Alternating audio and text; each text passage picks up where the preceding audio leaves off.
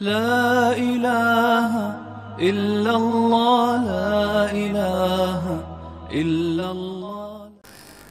جہاں پر اجتماعی قربانیاں ہوتی ہیں وہاں پر ایک ہی جانور میں کئی لوگ شریک ہوتے ہیں، بعض اوقات محلوں میں بھی ایسا ہو جاتا ہے۔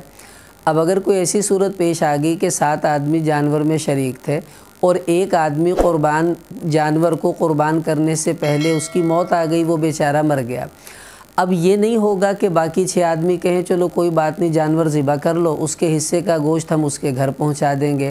اچھی طرح سمجھ لیں، اگر وہ آدمی مر گیا تو چونکہ مرنے کے بعد اب اس کی اجازت زندگی میں تو معتبر تھی، لیکن چونکہ وہ مر چکا ہے اب جانور میں اس کی شرکت قائم نہیں رہی موت کی وجہ سے۔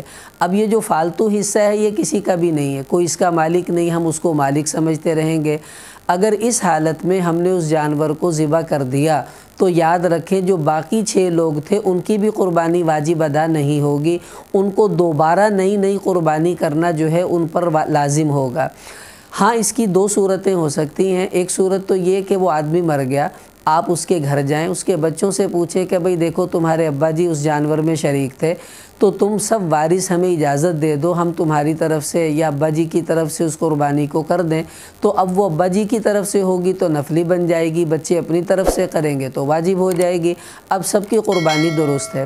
دوسری صورت یہ کہ آپ کو پتہ چل گیا کہ ایک حصے دار مر گیا ہے تو اس کا جو حصہ ہے آپ اس کو ساقط کر کے وہ حصہ کوئی دوسرا خرید لے، پھر اس کو شامل کر کے باقی لوگ ذبح کر دیں جانور کو، اب سب کی قربانی قبول ہو جائے گی۔ اس لیے یہ بڑا محتاط رہنا چاہیے اس معاملے کے اندر۔